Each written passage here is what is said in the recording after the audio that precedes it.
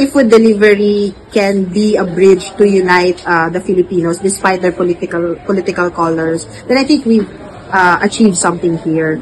We're all doing this for our own sovereignty and for our own freedom. So we're reaching out to, whatever camps you belong. Ako, wala naman akong political color. So to our friends na Maka Duterte, Pinklawan, Dilawan, whatever kulay you have, this film is for us to share. And the West Philippine Sea is for us to fight together. So I hope we can unite.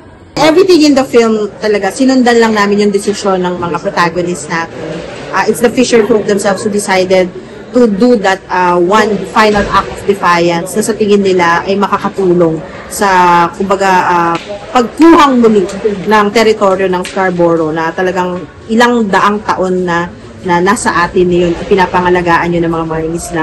For them to do that act of defiance in the end, at for us to be able to capture that, it's their choice. Kumbaga sabi nga nila, kung ano yung hindi nagawa ni Pangulong Duterte, sila na ang gagawa. Nung in-screen namin yung pelikula, we offered the food delivery na isang sine para sa West Philippine Sea, isang food delivery kada distrito. So we're hoping that, our congressmen and our representatives from each district can take on the call and organize their own screening there. And hopefully sa sinihan para ma-achieve yung maximum impact na pinapangarap natin para sa mga kababayan natin na mapanood yung pelikula.